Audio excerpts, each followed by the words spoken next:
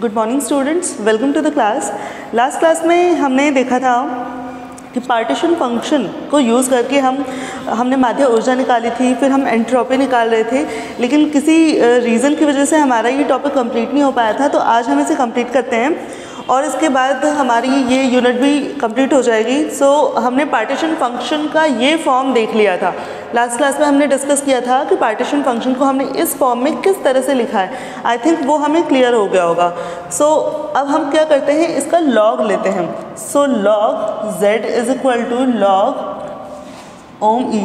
ओम E bar यहाँ पर क्या है, नंबर ऑफ एक्सेसिबल स्टेट्स है। एक्सेसिबल स्टेट्स भी हम जानते हैं क्या होती है। सो माइनस बीटा ई बार हो जाएगा, ठीक है। सो लॉग ओम E bar will be equal to log z plus beta E bar, ठीक है। ये हो गया हमारा यहाँ तक। अब हम इसे इक्वेशन नंबर 1 नाम देते हैं और एंट्रोपी की डेफिनेशन देखते हैं। What is the definition of entropy? So entropy होता है, एंट्रोपी की परिभाषा से, एंट्रोपी की परिभाषा से हम एंट्रोपी को हमने S से रिप्रेजेंट किया था। So S will be equal to K log ओम ई बार, ठीक है। यानी कि S will be equal to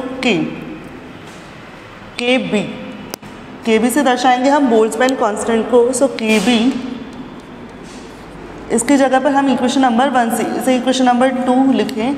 so equation number 2 में इक्वेशन नंबर 1 को पुट करें। So this will be equal to log z plus beta E bar, ठीक है। So s will be equal to K B log z plus beta को हम 1/kbt लिख सकते हैं, ठीक है। और ये के बी ऑलरेडी है यहाँ पर, तो ये भी मल्टीप्लाई हो जाएगा। और साथ में ई बार की वैल्यू पुट करेंगे। तो ई बार की वैल्यू क्या है, k B T square del by del T of log z, ठीक है, यही है। सो s किसके बराबर हो जाएगा, s होगा के बी लॉग z प्लस एक के बी से एक के बी कैंसिल हो गया, एक टी से एक टी भी कैंसिल हो जाएगा, यानी कि ऊपर बचेगा k B T del over del T log z। ये हमारा क्या आता है, एंट्रोपी का फॉर्मूला आता है। अब अगर आपको इक्वेशन, कोई भी क्वेश्चन दिया जाए, क्वेश्चन में आपको पार्टीशन फंक्शन का फॉर्म दिया जाए, तो आप डायरेक्टली पार्टीशन फंक्शन को यहाँ पर पुट करके, इस फॉर्मूला में पुट करके एंट्रोपी का मान बता सकते हैं, ठीक है। ये तो हमने देखा एंट्रोपी। अब हम देखते हैं हेल्महोल्ट्ज़ मुक्त ऊर्जा को पार्टीशन फंक्शन के फॉर्म में किस तरह से लिखा जाएगा।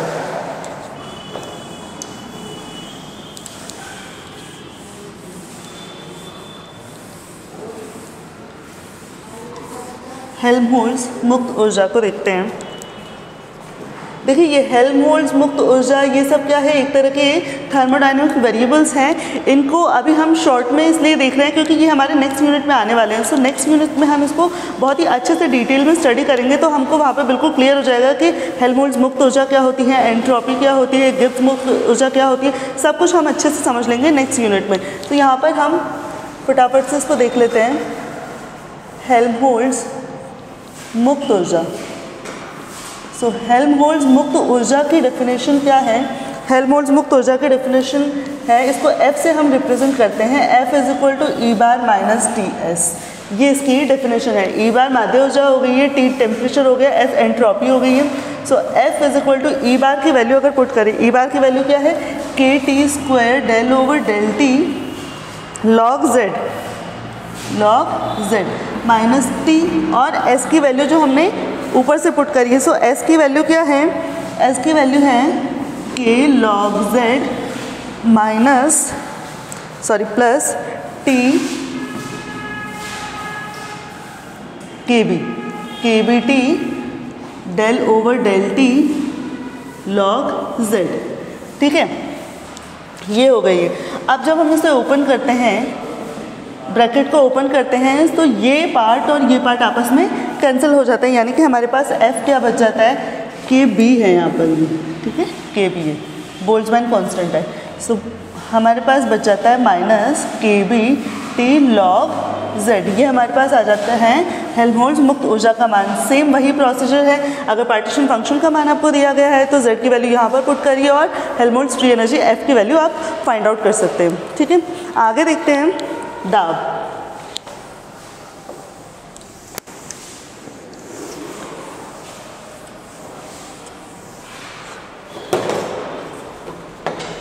दाब या प्रेशर, दाब या प्रेशर कहेंगे इसको। दाब की डेफिनेशन हमें क्या मिलती है?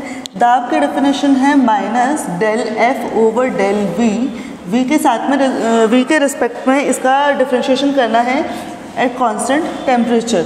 ठीक है, अब इसमें जब हम पुट करते हैं एफ की वैल्यू, सो हमें पी की वैल्यू क्या मिलती है? प्रेशर की वैल्यू हमें मिलेगी k B T del over del T log Z at constant temperature. ठीक है, ये हमें प्रेशर की वैल्यू मिल जाती है। सिमिलरली हम गिब्स मुक्त ऊर्जा के लिए करते हैं, गिब्स मुक्त ऊर्जा। ठीक है, गिब्स मुक्त ऊर्जा को हम जी से रिप्रेजेंट करेंगे और जी की डेफिनेशन होती है जी इज इक्वल टू होता है F plus P V. F plus P V होती है, यहाँ पर पी वी की जगह हम क्या लिख सकते हैं? पी वी को रिप्लेस करके हम लिख सकते हैं P V is equal to n R T या एन के बी टी। ठीक है, तो एन अगर वैल्यू 1 है एक अणु के लिए अगर हम लें तो हम यहाँ पर ये पुट कर सकते हैं और यहाँ पर एफ की वैल्यू पुट करके हम लोग जी का मान निकाल सकते हैं। ठीक है, एफ की वैल्यू हमने जो पहले निकाली थी हेल्महोल्ट्ज़ फ्री एनर्जी की वैल्यू, तो जब हम वो वैल्यू पुट करके जी का मान निकालते हैं तो जी का मान हमें मिलता है k B T 1 minus log Z. ठीक है, ये हमें जी का मान मिलता है। इसी तरह से हम रासायनिक विभव है उसका भी मान निकाल सकते हैं। ठीक है, रासायनिक विभव, रासायनिक विभव को हम म्यू से रिप्रेजेंट कर देंगे और म्यू की डिफरेंशियल होगी डेल जी ओवर डेल एन। एन क्या है? नंबर ऑफ मोल्स है eight constant temperature and pressure. यहाँ पर भी जी की वैल्यू रखकर हम म्यू का मान निकाल सकते हैं। ठीक है, तो ये हमने देखा दाब, गिब्स मुक्त ऊर्जा, रासायनिक विभव, एंट्रोपी, हेल्महोल्ट्ज़ फ्री एनर्जी, सब के बारे में हमने यहाँ देखा है कि किस तरह से हम इनको पार्टीशन फंक्शन की फॉर्म में रिप्रेजेंट कर सकते हैं और इनके बारे में डिटेल में हम नेक्स्ट यूनिट में पढ़ेंगे। सो यहाँ पर हमारी ये फर्स्ट यूनिट कंप्लीट होती है। अब आज से हम स्टार्ट करेंगे अपनी नेक्स्ट यूनिट। नेक्स्ट यूनिट में हम लोग मेनली पढ़ेंगे कि न्यून ताप किस तरह से प्राप्त किया जाता है और न्यून ताप प्राप्त करने के फ़ायदे क्या हैं, उनका क्या अनुप्रयोग है, ये हमें मेनली देखना है। उससे पहले हम देखेंगे हीट इंजन क्या होता है और कार्नोट इंजन क्या होता है, क्या किसी इंजन की दक्षता 100% हो सकती है, दक्षता क्या होती है, ये सब हम इस नेक्स्ट यूनिट में देखेंगे। So we start our next unit.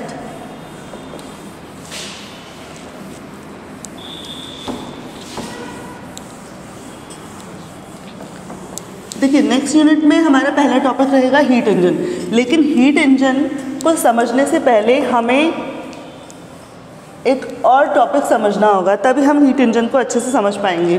ठीक है, सो हीट इंजन को समझने से पहले हम देखते हैं कि प्रकृति में कोई भी जो प्रक्रम होता है वो दो तरह से विभाजित किया जा सकता है किसी भी प्रक्रम को, और वो दो तरह के प्रक्रम क्या है? उत्क्रमणीय और अनुत्क्रमणीय, रिवर्सिबल और इरिवर्सिबल। तो प्रक्रम कितने टाइप के होते हैं? हम यूनिट 2 स्टार्ट करें, यूनिट 2। ठीक है, सो प्रक्रम है हमारे पास, प्रकृति में होने वाले सभी प्रक्रमों को हम दो प्रकार से प्रदर्शित कर सकते हैं। ठीक है, दो प्रकार कौन कौन से हो गए? उत्क्रमणीय और अनुत्क्रमणीय। दो प्रकार के हमारे पास प्रक्रम होते हैं। अब उत्क्रमणीय प्रक्रम क्या होते हैं, अनुत्क्रमणीय प्रक्रम क्या होते हैं? देखिए, अगर कोई निकाय है उसे आप अवस्था ए से अवस्था बी तक लेके जाते हैं।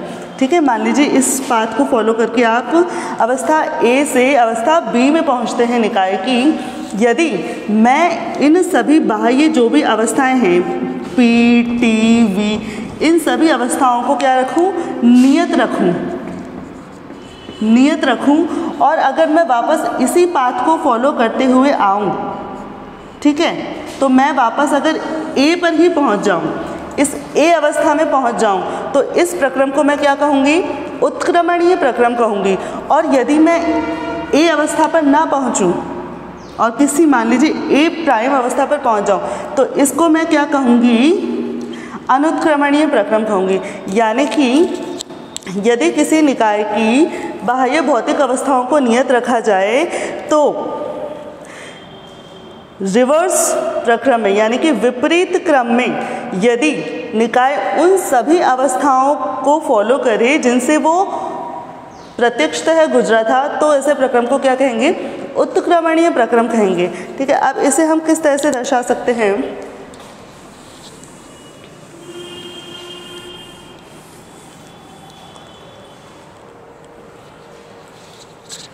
उत्क्रमणीय और अनुत्क्रमणीय। ठीक है। सो देखिए, मान लीजिए किसी निकाय को मैंने डेल्टा क्यू ऊष्मा दी है और उस निकाय पर मैंने डेल्टा डब्ल्यू कार्य किया है, तो वो एक अवस्था ए से दूसरी अवस्था बी में पहुंच जाता है। तो उसके इंटरनल एनर्जी में, आंतरिक ऊर्जा में कितना परिवर्तन होगा? सो डेल्टा यू, यानी कि यू ए से यू बी। ठीक है। आंतरिक ऊर्जा में कितना परिवर्तन होगा? मैंने डेल्टा क्यू तो उसको क्या है? ऊष्मा दी है, और डेल्टा डब्ल्यू उस पर कार्य किया है। ठीक है।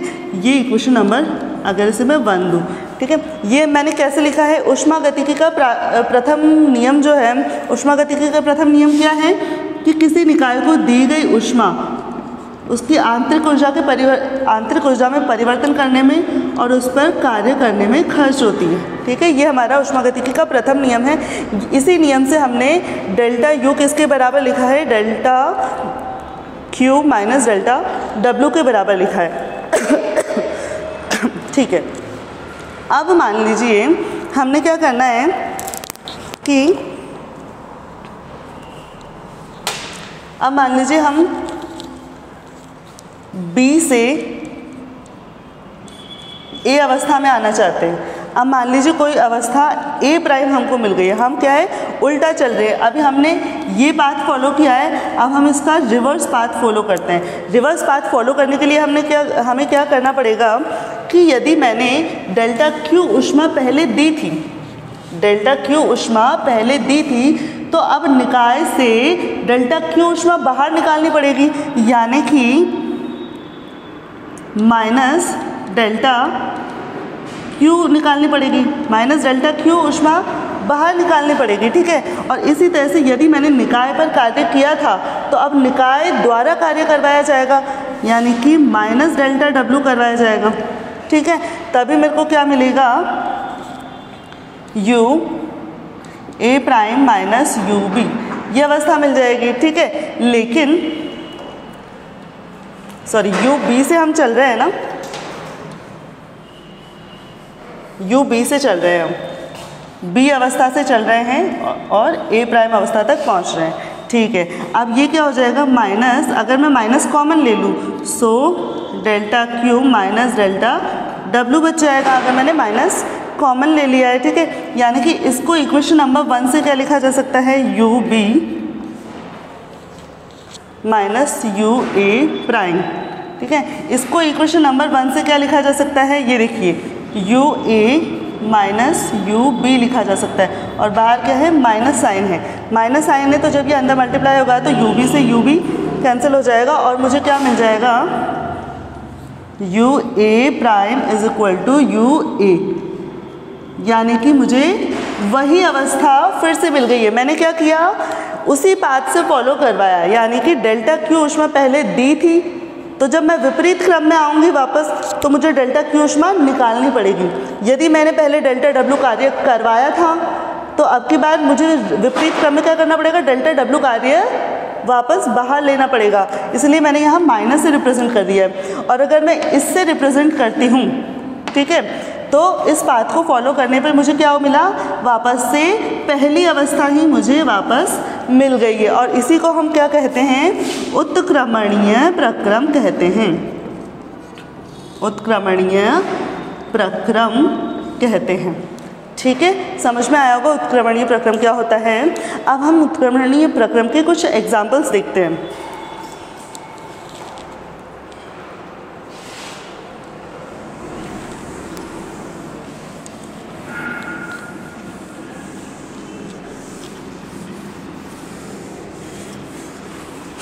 देखिए उत्क्रमणीय प्रक्रम के एग्जाम्पल्स में हम क्या देख सकते हैं। मान लीजिए हमने एक पात्र लिया है, ठीक है, और ये पात्र कैसा है, ऊष्मा का सुचालक है, और हमने इसमें एक पिस्टन लगा दिया है।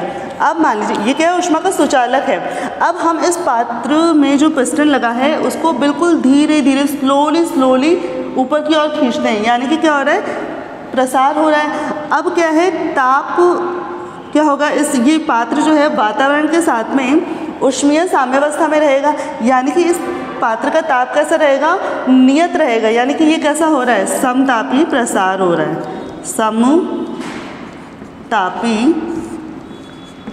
प्रसार हो रहा है, ठीक है। यानी कि क्या है, इसका ताप दाब सब नियत रहता है, ठीक है। अब क्या करना है, ये तो हमने क्या किया, सीधा पाथ फॉलो किया।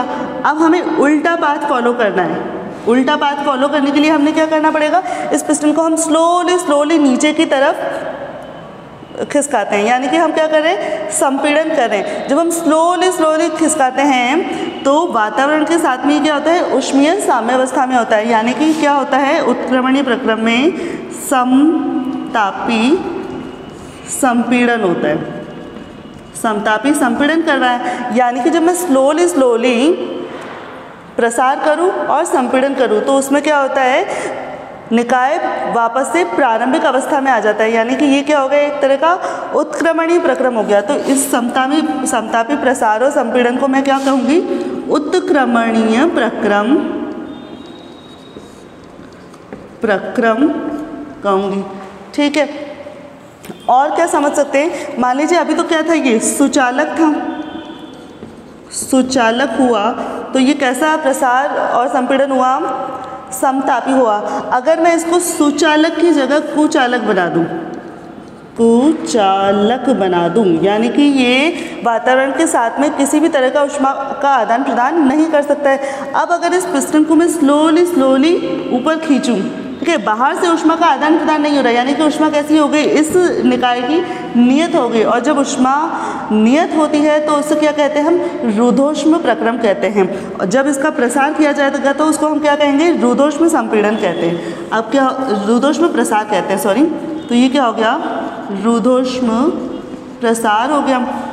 अब अगर इसे देखिए, ऊष्मा नियत रहेगी, जब मैं इसे स्लोली ऊपर खींचूंगी, ठीक है, ताप और दाब परिवर्तित होगा, आयतन भी परिवर्तित होगा, लेकिन ऊष्मा नियत रहेगी। अब अगर मैं स्लोली इसको वापस संपीड़ित करूं, ठीक है, यानी कि कैसा संपीड़न हुआ, रुद्धोष्म संपीड़न हुआ, रुद्धोष्म संपीड़न करूंगी तो भी ऊष्मा नियत रहेगी, और एक टाइम पर क्या होगा, मुझे वापस से फिर से प्रारंभिक अवस्था वाले ताप दाब आयतन मिल जाएंगे। यानी कि इस प्रक्रम को भी मुझे मैं क्या कह सकती हूँ, उत्क्रमणीय प्रक्रम कह सकती हूँ, ठीक है। तो उत्क्रमणीय प्रक्रम के लिए एक तरह से हमारे पास शर्तें क्या हो गई। और देखिए जो पिस्टन है ना, ये पिस्टन ऐसा होना चाहिए कि किसी भी तरह से इसमें घर्षण ना हो, किसी भी तरह की ऊर्जा हानि ना हो। यानी कि उत्क्रमणीय प्रक्रम के लिए हमारे पास शर्तें क्या हो गई है कि जो भी प्रक्रम हमें करवाना है, प्रक्रम अत्यंत धीमी गति से होना चाहिए, अत्यंत धीमी गति से होना चाहिए, धीमी गति से होना चाहिए, ठीक है। ये हमारे पास क्या हो गई, उत्क्रमणीय प्रक्रम की शर्त हो गई, ठीक है। दूसरा हम देखते हैं कि निकाय का ताप दाब परिवेश के ताप व दाब से अधिक भिन्न नहीं होना चाहिए, अधिक भिन्न नहीं होना चाहिए,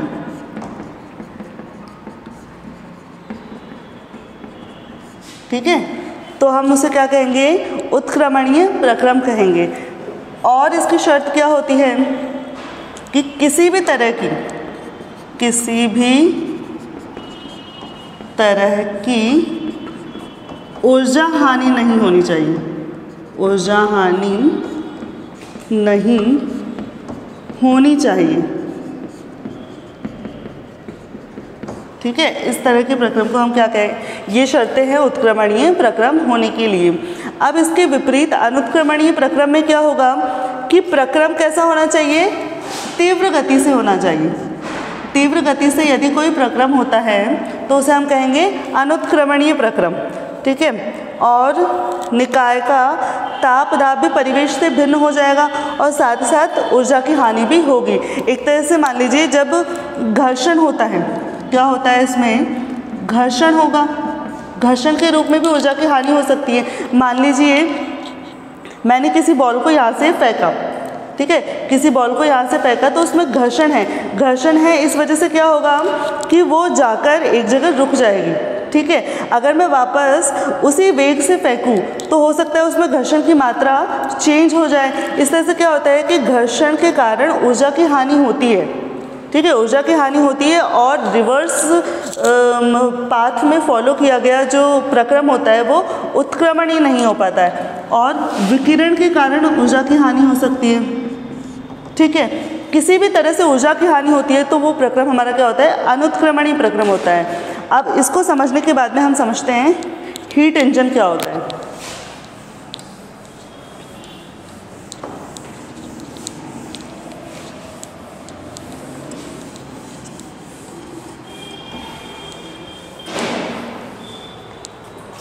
देखिए ऊष्मा इंजन,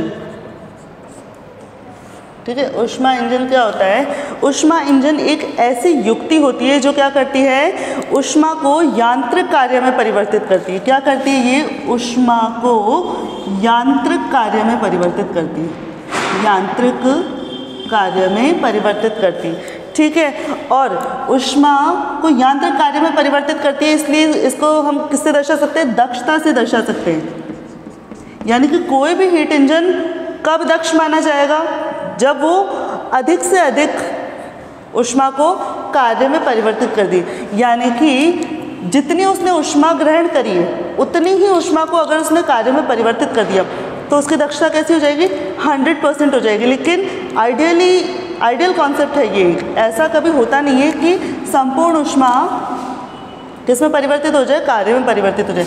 यानी कि यदि Q ऊष्मा लेता है, उन इंजन के पास, इंजन क्या है, Q ऊष्मा लेता है किसी सोर्स से और अगर वो W कार्य में परिवर्तित कर देता है, ठीक है, Q ऊष्मा में से W ऊष्मा उसने क्या कार्य में परिवर्तित कर दी, तो ये इसकी क्या कहलाएगी, दक्षता कहलाएगी। और दक्षता को हम ईटा से रिप्रेजेंट करेंगे, ठीक है। ये तो हो गया ऊष्मा इंजन की दक्षता। अब ऊष्मा इंजन में मेनली कौन कौन से एलिमेंट्स होते हैं वो देखते हैं। देखिए ऊष्मा इंजन में क्या होगा, एक तो होगा हमारे पास सोर्स या स्रोत कह देंगे, सोर्स होगा। सोर्स के पास क्या होगा, ये एक ऊष्मा का अनंत भंडार होगा। एक तरह से क्या है, ये हीट रिजर्वायर है, ऊष्मा का अनंत भंडार है। मान लीजिए इसके पास Q1 ऊष्मा है, ठीक है। एक होगा यहाँ पर कार्यकारी पदार्थ, ठीक है, कार्यकारी पदार्थ होगा। ये क्या है, कार्यकारी पदार्थ, कार्यकारी पदार्थ है, ठीक है। ये कार्यकारी पदार्थ क्या है, Q1 से ऊष्मा लेता है, ठीक है। ये कार्यकारी पदार्थ सोर्स से Q1 ऊष्मा लेता है, ठीक है। सोर्स का टेम्परेचर है T1, ठीक है। और इसने क्या किया, यहाँ से Q1 ऊष्मा ले ली, ठीक है। T1 इसका टेम्परेचर है, Q1 इसने ऊष्मा ले ली और Q1 में से इसने क्या किया, W को कार्य में परिवर्तित कर दिया। यहाँ पे एक पिस्टन लगा हुआ है, पिस्टन क्या है, जैसे ही Q ऊष्मा लेगा, Q1 ऊष्मा लेगा तो पिस्टन क्या है, बाहर की तरफ को खिसकेगा, यानी कि इसका प्रसार होगा, प्रसार होगा यानी कि कार्य किया जाएगा। तो पिस्टन पर W कार्य हो जाता है और जो ऊष्मा बची, जो ऊष्मा बच जाती है, जो ऊष्मा कार्य में परिवर्तित नहीं हो पाती है, वो होती है Q2 ऊष्मा। और किसको दे दी जाती है, वो एक सिंक को दे दी जाती है। यहाँ पे एक सिंक लगा होता है, ठीक है, सिंक को दे दी जाएगी जिसका ताप T2 होता है। और सिंक भी क्या होता है, एक तरह से ऊष्मा का भंडार होता है, यानी कि इसकी ऊष्मा धारिता अनंत होती है। ऊष्मा धारिता अनंत होने का मतलब क्या है कि आप इसे कितनी भी ऊष्मा दे दो, इसका ताप परिवर्तित नहीं होगा। इसी तरह से सोर्स की भी ऊष्माधारिता अनंत होती है। इसका मतलब ये है कि आप इससे कितनी भी ऊष्मा ले लो, इसका ताप परिवर्तित नहीं होगा। ठीक है, ये होता है हीट रिजर्वायर। देखिए, तो अब हमें क्या निकालना है, दक्षता निकालनी है।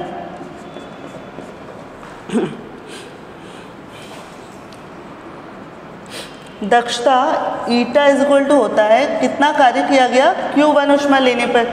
ठीक है, अब देखिए ये कार्यकारी पदार्थ क्या होता है, Q1 से इसने ऊष्मा ली, ठीक है, प्रसारित हुआ और बची हुई ऊष्मा को इसने Q2 को दे दिया और Q2 को देकर ये क्या है, वापस से अपनी प्रारंभिक अवस्था में आ जाता है। मान लीजिए इस प्रारंभिक अवस्था में है ये अभी क्या है, ना तो ये ऊष्मा ले रहा है, ना दे रहा है, ना कार्य कर रहा है, कुछ नहीं कर रहा है, ये अपनी प्रारंभिक अवस्था में है। ठीक है, अब प्रारंभिक अवस्था में है, उसके बाद ये क्या करता है, Q1 ऊष्मा इसने ले ली।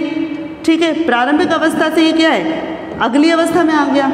ठीक है, अगली अवस्था में आने के बाद इसने कार्य कर दिया और Q2 ऊष्मा इसको दे दी, Q2 ऊष्मा इसको दे दी और अगली अवस्था में आ गया और Q2 ऊष्मा देने के बाद ये वापस क्या है, अपनी पुनः प्रारंभिक अवस्था में आ जाता है। इसका मतलब क्या है कि इसमें कोई परिवर्तन नहीं हो रहा है, ये अपनी प्रारंभिक अवस्था में आ गया, यानी कि इसकी इंटरनल एनर्जी में कोई परिवर्तन नहीं हो रहा है। इसका प्रारंभ में ताप T था, तो अंतिम अवस्था में भी इसका ताप क्या हो जाएगा, T ही रह जाएगा, यानी कि इंटरनल एनर्जी में परिवर्तन नहीं हो रहा है। यानी कि ऊष्मागतिकी के प्रथम नियम से, ऊष्मागतिकी के प्रथम नियम से, प्रथम नियम क्या कहता है कि delta U is equal to क्या है, delta Q minus delta W है, यानी कि इसमें परिवर्तन नहीं है, ये ज़ीरो है, यानी कि delta Q minus delta W, यानी कि delta W is equal to delta Q।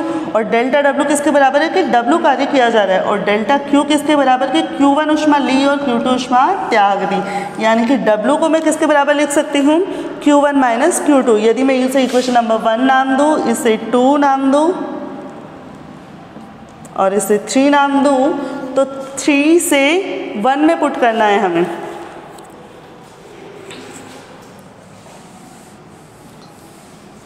से हम इक्वेशन नंबर 1 में पुट करेंगे। So eta will be equal to Q1 minus Q2 upon Q1 हो गया, eta will be equal to 1 minus Q2 upon Q1। ये हो गई मेरी ऊष्मा इंजन की दक्षता। ठीक है, अब हमने कहा था कि किसी भी इंजन की दक्षता क्या है, 100% नहीं हो सकती।